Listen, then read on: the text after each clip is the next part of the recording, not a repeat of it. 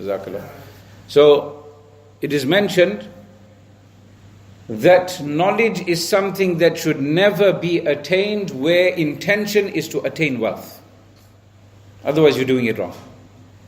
You send your child, you think, oh, 9 grand a year, I'm going to have to pay, but you know what, doesn't matter. In 5 years' time, my son or daughter is going to be earning a fat salary. Yeah, they're going to be earning lots and lots of money. Or the student is thinking, oh, you know what, I'm going to go study, and then after that I'm going to become an accountant, or I'm going to become this, that and the other, and then I'm going to work in so-and-so prestigious company. Whereas the reality is, you have lost your iman. Not to the extent where you have to read the kalima, but your faith in Allah Ta'ala, that Allah is the one who provides me sustenance, we have removed it. We have said, no. My child doesn't get education, what's going to happen? Today, how many children are becoming ulama? A lot more than before, yes, but then the population has also grown.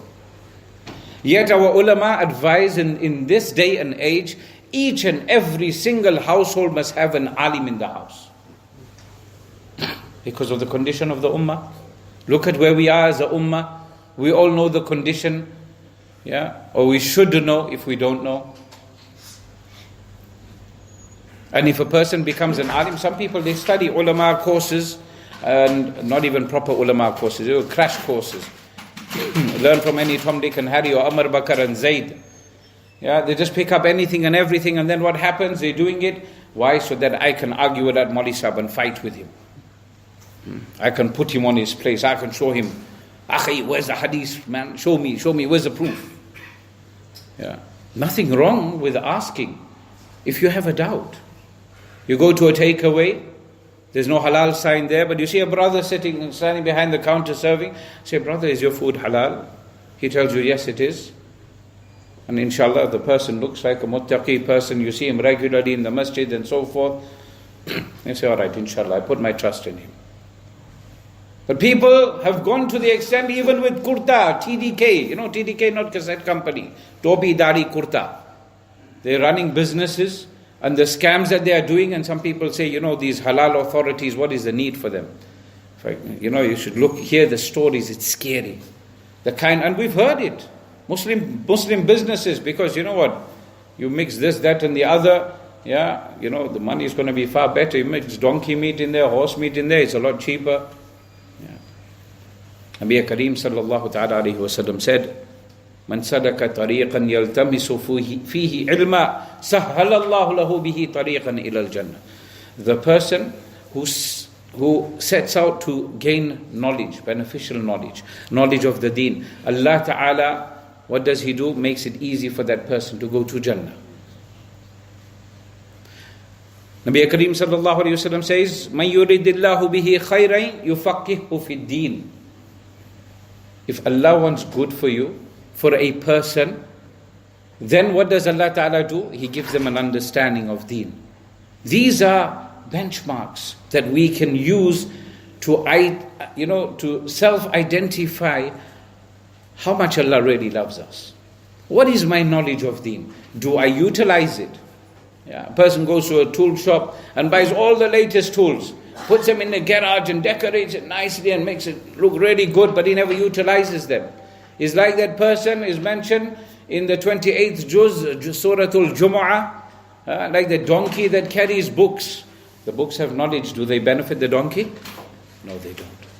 Sometimes we have knowledge, we have to utilize it for our benefit and for the benefit of our families and for the benefit of our communities. And for the benefit of our children, because today's children, if we don't educate them, if we don't guide them, if we don't support them, if we do not help our children, tomorrow they will turn on us. Mark my words, tomorrow they will turn on us. Today we have become content. My child, we've got, inshallah, today everyone is invited, around 5:45, inshallah. 4 children from our madrasa will be completing the Nazira of the Noble Quran. This is the 5th completion our madrasa is having, alhamdulillah.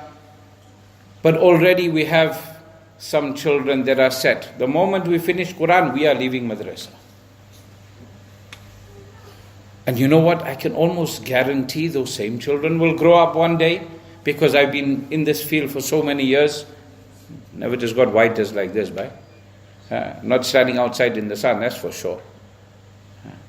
But those same children will come back, Maulvi Sahib, can you help me out with my tajweed here? My dad just died. I didn't even know what to do with him. One brother came to me, he says, my father passed away, my mother passed away, or relative, someone passed away. He says, when they passed away, I didn't even know what to do. We had no idea what to read. We didn't know that you have to give ghusl. We were living in a locality where there were no Muslims. We phoned the local funeral director. We got him, tell him, come and do your job. Take my dad and so day. We'll have the funeral when we're all off from work. Muslims! Ya Ummati Muslimah, we need to wake up. We need to shake up. Because Wallahi al-Azim, as time is going along, people moving away from deen. We don't say, right, okay, you finish your GCSEs, now you can leave. Illa mashallah, few people will say that. Say, no, you got to go college, and you got to go university, and then you got to further your studies, and you got to do this, and do that, and do this. What I say is, that our children, we need to educate them. And educate them in both fields, in deen and in dunya. I have seen many students that have become ulama, male and female, that have become alim or alima. Together with that, hafidhul Quran. And you know what one side effect of becoming a hafizul Quran is? What's the side effect? How many of you parents sitting here, you can answer this to yourselves, have this where the school have said, you know what, your child has a difficulty in remembering, and now they are sent special educational needs. They can't remember things. Become a hafidhul Quran, and because you're training your mind to remember, subhanallah, you will find, even if you are in business, you will find that it will be easy for you to remember. Oh, that person owes me this much, that one owes me that much, this one from that time, that one from that time, this one for this goods, and so forth. And then put them into whatever field you want. Because then, when they practice as a lawyer, then they will keep Allah in their heart. When they are treating you, they will not con you. Say a dentist and the person is alim. Yeah. I'm not saying that there's anything wrong with a non-Muslim doctor. Yeah, I've been treated by various doctors for various things. But one thing I found, when you go to a Muslim doctor, what do they normally do? Bismillahir Rahmanir Rahim. First thing, salam. Yes. Salam is there first. So they made dua for you. You just arrive there, assalamu alaikum, wa alaikum salam. Dua is already made. I've already wished good for you. Then, Bismillahir Rahmanir Rahim. What's wrong, boy? I've got a toothache. Open your mouth, Bismillahir Rahmanir Rahim. Sometimes they're reading. I remember this brother used to come and do cupping here. Some of you may know him. He used to come just here around Wendy's close. He used to come. Yeah. And when he used to do the cupping, I remember that while he is busy, he is constantly in the dhikr of Allah Ta'ala, and at the same time he's telling you to also read. You see? Best of both worlds. You'll earn for this dunya, and you earn for the akhirah. Invest in your children. Don't rush to take them out of madrasa. Wallahi ladhim, a time will come. We've forgotten who is the elder in the house. Who has the responsibility? Can't say, my child doesn't want to listen, Maulvi Sahib. You the father, or your child is the father? Yeah. This is a topic we can go on and on and on. There's so many ahadith I haven't got time to mention. But remember, قُلْ هَلْ يَسْتَوِي الَّذِينَ يَعْلَمُونَ وَالَّذِينَ لَا يَعْلَمُونَ. Allah Ta'ala says that those people who have knowledge and those people who do not have knowledge, are they equal? Allah said in the Quran, we all know the answer to this. Deen first. Practice first. Then comes everything else. And you'll see, if you put deen as priority, you'll find that everything else will fall into place. I know various ulama that are in such various different fields, subhanallah, and they're living, alhamdulillah, a good life, comfortable life, better than some of us are living. Yeah.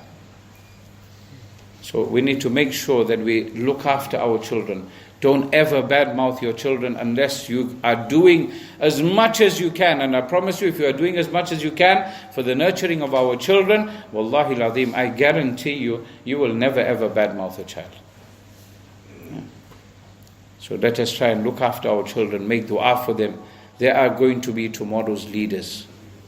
Yeah. If we educate them right, we give them the right education, inshallah, they will be of benefit to you and me the day we leave this dunya. Otherwise, they will come to the graveyard, they'll stand around, oh, mommy, daddy, actually they won't even do that. They'll just go into Snapchat, Facebook, Twitter. Oh, mom, dad, you passed away 25 years ago, I miss you so much. But there's no internet down there. There's too much of soil above, to catch the Wi-Fi signal and the 4G signal, even if 5G comes out. Yeah, in the grave it won't work. So your parents are not looking at it. Make dua for them. Yeah. And if we haven't taught our children to make dua, you're too scared. No, can't take my child to the Qabristan. Someone was saying recently, why are you taking the child Qabristan? He's only 5 years old. You know what's going to happen? He's going to have serious mental illnesses. The mental illnesses come out because of so many other things. May Allah Ta'ala guide us and protect us.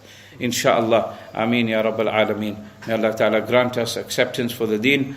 And may Allah Ta'ala use our children for the benefit of mankind, insha'Allah. And may Allah Ta'ala make our children the coolness of our eyes. May Allah Ta'ala make our spouses the coolness of our eyes. And may Allah Ta'ala make us of those who are pious. Ameen Ya Rabbal Alameen. Wa akhiru da'wana alhamdulillahi Rabbil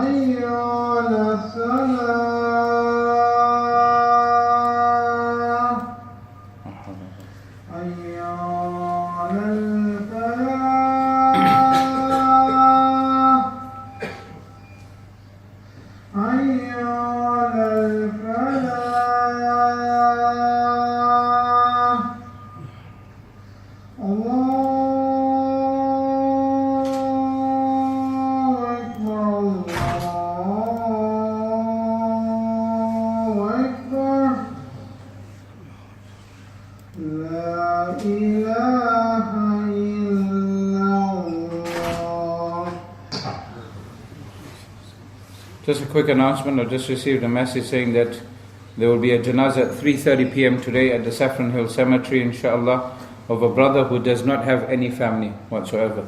Yeah, it could be us in this position at some point in our life. We never know what the future holds. So anyone that is free can make some time, maybe working in that area, you can pop in, please do so. As a matter of fact, they're even looking for an imam. Subhanallah. If we all had ulama in our family, there'd be someone inshallah available. Yeah. May Allah Ta'ala make it easy for the marhum. Grant all marhumin maghfirah and jannatul firdaus.